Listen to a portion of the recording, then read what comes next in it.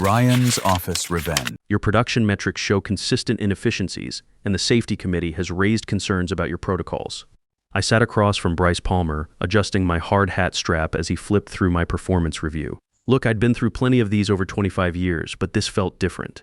The conference room buzzed under those harsh fluorescent lights, and I could see other supervisors walking past the glass door, probably wondering what kind of trouble I was in. 18 months of busting my tail, and here's what I get: a list of so-called failures that didn't match reality one bit. I'm particularly concerned about the Line 7 modifications. Bryce continued, not even looking up from his paperwork. The implementation showed poor judgment and created unnecessary downtime. My throat went dry. Those Line 7 modifications had bumped our throughput by 15% and saved the company $2,003 million this year alone. Corporate called personally to congratulate our plant. But here's Bryce telling me I screwed up. Please let me finish, he said when I started to speak, holding up his hand like I was some rookie. I have several documented incidents here that need addressing. That's when my phone buzzed. Normally, I'd never check it during a performance review. You just don't do that. But something made me glance at the screen while Bryce shuffled his papers around. Unknown number, don't react. Your boss is recording everything. Be careful what you say. I kept my face blank, looked back up to find Bryce watching me real close. Sorry about that, I said, slipping the phone back in my coverall pocket. My pulse was picking up speed. His company phone was laying face down on the table, which was weird. Bryce always kept that thing clipped to his belt, and his posture looked off, kind of angled like he was hiding something under his jacket. Your coworkers have mentioned concerns about your collaboration during shift changeovers, he went on. Would you care to explain your approach to team coordination? Here we go. Classic fishing expedition, trying to get me to trash my crew. I remembered that text message and chose my words real careful. The guys on my shift work hard. We get the job done right. Bryce's jaw tightened just a little. He shifted in his chair, and I caught a glimpse of something small and black under his jacket. Let's discuss the safety protocol you submitted last month. Several veterans expressed reservations. Another trap, that safety protocol had cut workplace injuries by 30%. Our insurance company was already talking about lower premiums because of our improved record. I think the protocol speaks for itself, I said evenly. 0 incidents since we put it in place. Bryce checked his watch. I need to step out for a moment. Please review these improvement targets while I'm gone. He slid a folder across the table and walked out, closing the door behind him. The room got real quiet. I waited about 10 seconds, then got up and took a look around. Something about that plant behind his chair had been bugging me. There was a reflection where there shouldn't be one. I walked over careful-like and found a small recording device tucked in the leaves, red light blinking steady. My hand went straight to my hard hat strap. Why was this guy secretly recording me, and who sent that warning text? Footsteps in the hallway. I barely made it back to my seat before Bryce came back with fresh coffee. Now, where were we? He asked, settling back down. Ah, yes, your improvement plan. I'll need you to sign this acknowledgement that we've discussed your performance issues. He pushed a document toward me, full of dense text highlighting supposed failures and subpar results. None of it matched what actually happened on the floor. This wasn't just some unfair review. This was paperwork designed to push me out the door. As I stared at that signature line, it hit me like a freight train. I wasn't the first guy he'd done this to, and I wouldn't be the last unless somebody stopped him. My name's Wade Garrison, and up until 18 months ago, I figured 25 years of manufacturing experience meant something. I'd built my reputation through solid work and practical solutions, the kind of stuff that caught Bryce Palmer's attention when he transferred in to modernize our operations. First couple weeks went smooth as butter. Bryce seemed genuinely interested in my ideas for improving efficiency. I'd been running Line 7 for 8 years and knew every bottleneck, every place where we lost time or materials. When he asked for suggestions, I laid out a complete restructuring plan I'd been thinking about for months.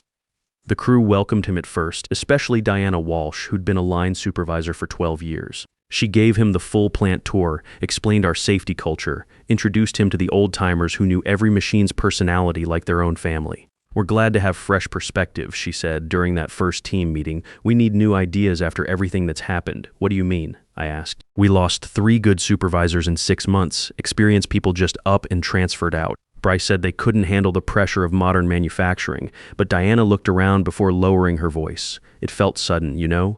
Like something wasn't right. I should have paid attention to that warning, but I was too focused on proving my Line 7 concept could work. My first big project was implementing the new workflow I designed. I worked nights and weekends mapping every process, timing every operation, calculating potential savings down to the penny. When I presented it to the team, the response was fantastic. "This is exactly what we need," Diana said. Even Troy from quality control spoke up, and that guy hardly said 2 words in meetings. The integration between stations eliminates 3 major bottlenecks. This could be a model for the whole plant. I felt like I'd finally found my place in the new structure, until Bryce stepped in. "It's a start," he said, crossing his arms, "but the approach is elementary. We need more sophisticated thinking." He turned to the team. "Troy, why don't you take point on the technical analysis? Diana, you handle the implementation logistics. Wade, you observe how experienced supervisors approach complex problems." Just like that, I was out of my own project. When the modifications launched 3 weeks later, identical to my original design, the results beat all projections. Corporate sent this congratulatory email about our innovation, praising the leadership team for breakthrough thinking. Bryce sent back a reply accepting full credit, mentioning how he'd guided the team toward a more effective approach than what was initially proposed. I told myself it was just politics, that I needed to understand how things worked at the management level. But here's the thing, a pattern started emerging real quick. My cost-saving initiative for Line 3 got shot down in team meetings as impractical, only to show up in Bryce's presentation to the board a week later as his optimization strategy. My safety protocol that cut injuries by 30% became his revolutionary approach to workplace protection when he pitched it to corporate. Every time I came up with something good, Bryce would find problems with it in front of everyone, then turn around and use my work as his own brilliant idea. When I tried speaking up, he'd cut me off with lectures about team success over individual recognition. That's how we operate in modern manufacturing, Wade. Results matter, not who gets the credit, but here's what really got to me. It wasn't just happening to me. I started noticing Diana, who used to be confident and outspoken, had gotten real hesitant about sharing ideas. Troy barely said anything in meetings anymore. New guy Aaron Lawson came in strong, but within weeks he was second-guessing every decision he made. 2 months in, I found Aaron in the break room staring at his coffee like it held all the answers to life. "I don't understand what I'm doing wrong," he said when he saw me. Yesterday, Bryce called my efficiency analysis substandard. But last week he told the plant director the same analysis showed innovative thinking. "That's just how it is with Bryce," Diana said, walking in and overhearing us.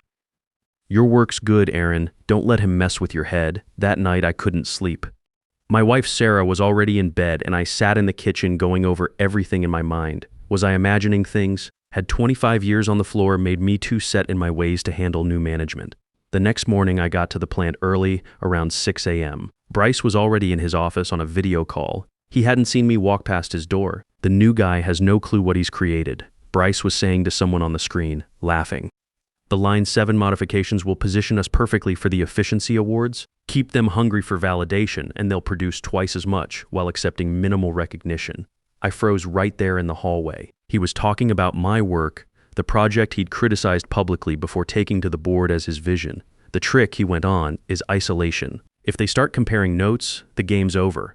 But people hate admitting when they feel inadequate. I backed away real quiet, my mind spinning. This wasn't poor communication or some new management style. This was deliberate manipulation, plain and simple. Over the next few weeks, I watched more carefully. Supervisors who questioned Bryce found their safety records suddenly under scrutiny. Keep your mouth shut and you might get a small raise despite doing excellent work. 3 experienced guys had transferred out before I even got there, worn down by constant criticism. 2 others took demotions, convinced they weren't cut out for supervisory roles anymore. Bryce had built his reputation by stealing other people's ideas while systematically destroying their confidence. Upper management only heard his version of our capabilities, never seeing what was really happening on the floor. I started documenting everything. Saved emails, kept copies of my proposals before Bryce got his hands on them, recorded meetings with everyone's knowledge. I wasn't sure what I'd do with all this evidence, but I knew I needed to protect myself and my family. Then came the announcement about the quarterly board presentation. Each department would showcase their achievements to corporate leadership. Bryce naturally appointed himself to present our operational improvements, planning to take credit for the entire department's transformation under his guidance. As the presentation got closer, the pressure got intense. Bryce became more critical, more demanding. Supervisors worked doubles without any recognition. Aaron ended up transferring to second shift, saying it was for personal reasons after Bryce tore apart some work that had already been implemented successfully. The morning of my performance review, I found an envelope on my workbench. Inside was just a business card with a phone number and the words "former supervisor, call if needed." I didn't have time to think about what that meant before Bryce called me into the conference room for the conversation I started this whole story with, the one where somebody warned me about being recorded. After I signed that improvement plan under pressure, I went back to my station with my head spinning like a washing machine on the fritz. Who sent that text? Why was Bryce secretly recording me? And what was I going to do about it? That business card felt like it was burning a hole in my coverall pocket. During my break, I sat in my truck in the parking lot and dialed the number with shaking hands. "I've been waiting for your call," a woman's voice answered right away. "My name's Stella Barnes. I was Bryce's assistant supervisor for 2 years before I retired last month, and you're not the first person he's tried to destroy." The phone crackled while I processed what she'd just said. I kept my voice low even though I was alone in my truck. "He records people?" I asked. "That's just one of his tricks," Stella said. "Bryce gets people to make negative comments about coworkers or pushes them to admit mistakes so he can use it against them later. I watched him do it dozens of times, but I never had solid proof until now. Until me, you're different. You're documenting things. Diana mentioned you've been keeping records." Stella paused. "And because I've been carrying guilt for 18 months, watching good people's careers get destroyed while I stayed quiet." I looked toward the plant where Bryce was probably planning his next move. "What's he want from this recording?" "He needs you to say something damaging about yourself or others. He'll edit it, present it to management as evidence of your bad attitude, build his case for firing you, or make you so miserable you quit believing you're the problem." "That's not happening," I said. "Good, but be careful, Wade. Bryce doesn't just steal ideas, he destroys people's spirits. I've seen talented supervisors leave manufacturing completely after believing his lies about their abilities." After we hung up, I sat there for a long time, staring at the plant where I'd worked for 8 years, where I'd planned to work until retirement, where my pension was building up so Sarah and I could maybe take that RV trip we'd been talking about. That afternoon, Stella called back. "I found something you need to see," she said. "Can you meet after your shift ends?" We met at Murphy's Diner about 3 miles from the plant. Stella slid a flash drive across the table along with her coffee. "Performance reviews from 6 supervisors who transferred out over the past 2 years," she explained. "HR filed them as confidential, but Bryce convinced the director they were just disgruntled employees making excuses." "How'd you get these?" I asked, not touching the drive yet. I handled personnel filing, kept copies because something felt wrong about the whole situation. She leaned forward. "These stories are identical, Wade.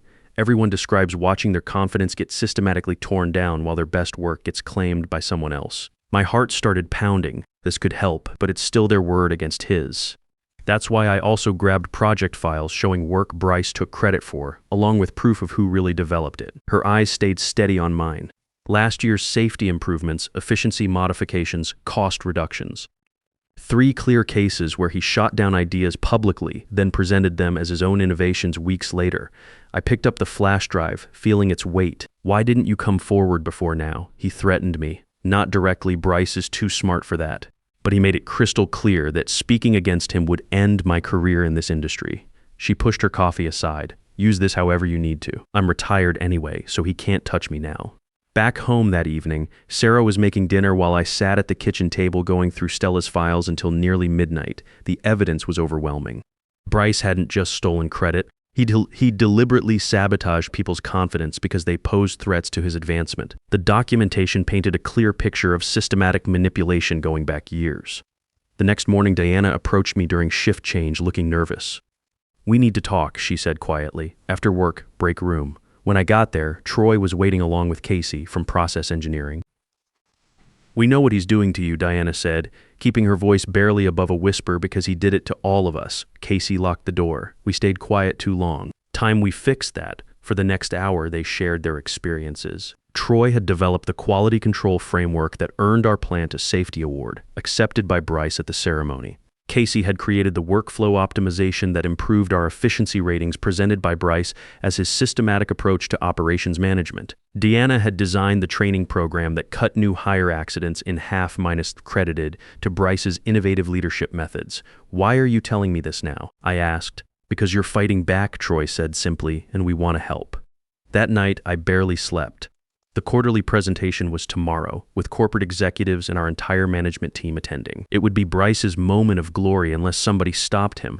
I got to the plant early, watching the conference room fill with executives and department heads. Our operational display stood at the front, ready for Bryce's presentation about manufacturing excellence under his leadership. He worked the room like a politician, shaking hands with corporate people, laughing at just the right moments. Our team huddled nearby, tension visible in everyone's shoulders. Bryce had sent the final presentation deck that morning, a masterpiece of subtle manipulation. Our contributions appeared technically credited, but positioned as minor elements within his overarching strategy. 10 minutes, everyone called the event coordinator. Bryce waved us over. Remember, this showcases our collective achievement under systematic leadership. We rise together. As he turned away, Diana grabbed my arm. You sure about this? I nodded, feeling calmer than I had in weeks. Just be ready. The lights dimmed as Bryce took the front, welcomed by polite applause. The screen behind him lit up with our plant logo. Today, he began, I'm honored to present operational improvements that represent the pinnacle of modern manufacturing leadership, a systematic approach I've implemented over the past 18 months. The first slide appeared, showing our combined results carefully arranged to suggest one unified vision, his vision. While you'll see individual contributions, he continued smoothly. What's remarkable is how these elements form a cohesive strategy, a methodology I've developed through years of operational experience. From my spot in the back, I caught Plant Director Helen Morrison's eye. She smiled approvingly at Bryce, completely unaware of what was about to happen. Bryce clicked to advance his presentation, but instead of his next slide, the screen changed to video footage. Bryce in his office, speaking candidly to someone off camera. The new guy has no clue what he's created. His recorded voice echoed through the silent room. Keep them hungry for validation, and they'll produce twice as much while accepting minimal recognition. You could hear a pin drop. Bryce froze mid-gesture, his face shifting from confusion to horror as he recognized his own words. The video kept playing, showing more clips. Bryce taking credit for Diana's training program in a private meeting with executives. Bryce dismissing Troy's framework publicly before presenting it as his innovation to corporate. Bryce telling Stella to exclude Casey from presentations after using Casey's designs. Bryce lunged toward the control booth, but security blocked his path. This is unauthorized, he shouted. Someone's sabotaging this presentation. Actually, I called out, stepping forward from the back. Everything you're seeing is authorized and legally obtained. These are recordings from official meetings where all parties were notified, communications sent through company channels, and statements made in company facilities. The audience turned as I walked down the center aisle, tablet in hand. What you're witnessing isn't sabotage, I continued, my voice steady. It's documentation.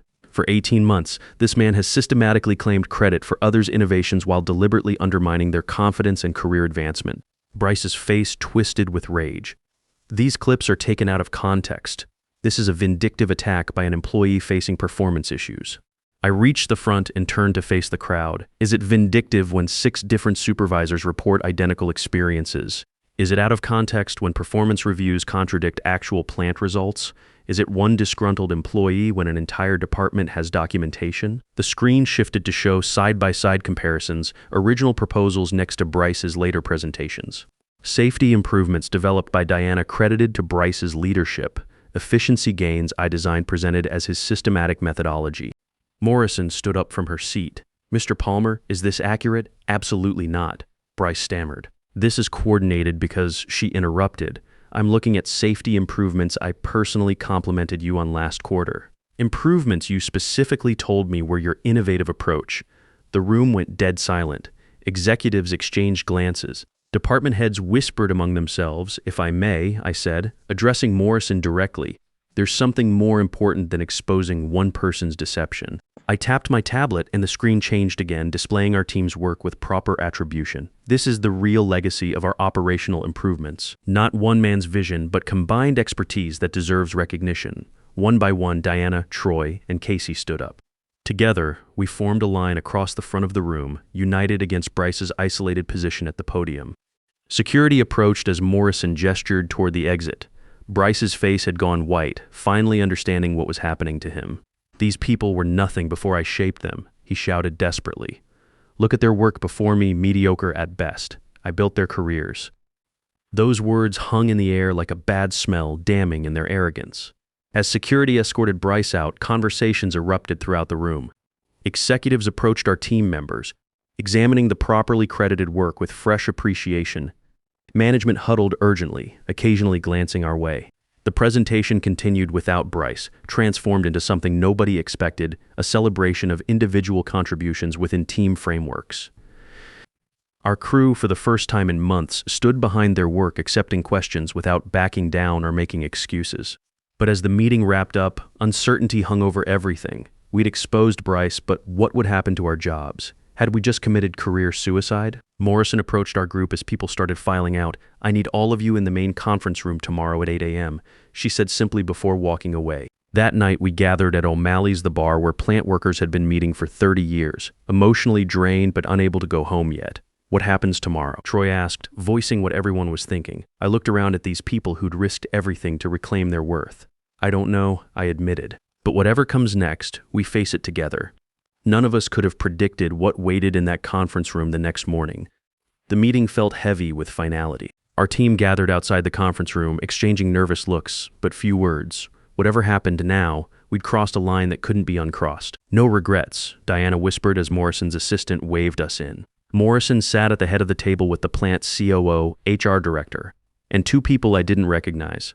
"Please sit," Morrison said, pointing to empty chairs. We arranged ourselves along the table, still united despite our anxiety. "Yesterday was unprecedented," she began. "In my 12 years running this plant, I've never witnessed anything like it. Here it comes," I thought. The corporate damage control, protecting the company's reputation over justice. Before we discuss consequences, Morrison continued, "I want to address something directly." She looked each of us in the eye. "I failed you. As plant director, creating an environment where talent thrives is my responsibility. Somehow I allowed a culture where one person could systematically undermine others while advancing through deception. That statement caught me completely off guard. This is Barbara Cross, an independent investigator specializing in workplace ethics. Last night I asked her to examine everything thoroughly. Barbara opened her laptop. The documentation is extensive and damning. Email trails, recorded meetings, comparative project files. They show a clear pattern of credit theft and psychological manipulation spanning 18 months. Morrison nodded grimly. "Legal implications?" The second stranger, a guy in a gray suit, spoke up. "I'm Lawrence Webb, outside counsel. While the company faces potential liability for allowing this situation, the individuals who came forward acted within legal boundaries. Their documentation methods were appropriate and the revelation occurred in a professional context." Morrison turned back to us. "Bryce Palmer's employment has been terminated immediately. His final pay reflects no bonus or performance incentives. Security cleared his office this morning." Relief washed over our side of the table, but Morrison wasn't done. "Removing one person doesn't solve systemic problems," she continued. "Our operational structure needs new leadership, transparent, collaborative, ethical, someone who values individual contribution within team success." My stomach dropped. Restructuring usually meant layoffs. "Diana, your portfolio from the past 5 years is outstanding. Would you consider stepping into operations manager?" Diana's sharp breath was audible. "Yes, absolutely. Good. You'll work directly with me during the transition." Morrison turned to Troy. "Your quality framework has been foundational to our safety record. I want you heading a specialized quality assurance department, reporting to Diana, but with dedicated resources." Troy nodded as Morrison continued assigning roles based on previously unrecognized talents. "Wade, you've been here only 18 months, yet you triggered necessary change. Your operational innovations show excellence, but your leadership in this situation demonstrates something equally valuable: integrity and strategic thinking." She slid a folder across the table. "This is a new position, Plant Operations Director. You'd oversee production efficiency, develop protocols ensuring proper attribution of innovations, and build safeguards against the dynamics that allowed this situation." I opened the folder to find a job description with salary nearly double my current pay. "Why me?" I asked. "I'm the newest guy, least invested in company politics." "That's exactly why you could see what others had normalized," Morrison replied. "Sometimes the clearest perspective comes from fresh eyes willing to speak truth." 6 months later, our plant received corporate recognition for innovative management practices. Industry publications featured our attribution system and collaborative approach as a model for modern manufacturing. Standing before those industry leaders, accepting recognition for the workplace where we'd fought for basic fairness just months earlier, felt surreal. At the celebration dinner afterward, Diana raised her glass. "To Wade, who risked everything for truth." I shook my head. "That's not right. I just couldn't accept what was happening to good people doing honest work." "That's what makes it remarkable," Troy said. "You didn't plan some elaborate scheme. You just refused to participate in your own destruction." The truth is, there was no master plan when I first noticed Bryce's manipulation. No grand strategy for justice, just a fundamental decision. I wouldn't let my work be stolen, I wouldn't accept being made smaller than I was, and I wouldn't stand by while it happened to others. The real victory wasn't watching Bryce get escorted out in disgrace. It was the weeks and months that followed, watching supervisors rediscover their voices, seeing Troy present his quality framework with confidence, hearing Diana defend operational choices without apology. This was about reclaiming what he'd taken, our work, our confidence, our professional identities, about creating systems that made such theft impossible moving forward. If this story hit home for you, remember, sometimes the most powerful thing we can do is simply refuse to participate in our own diminishment. You know your worth. Don't let anyone convince you otherwise, and if you've had to stand up for yourself at work, share your experience. You never know who might draw strength from your story, because speaking truth doesn't end careers, it transforms them.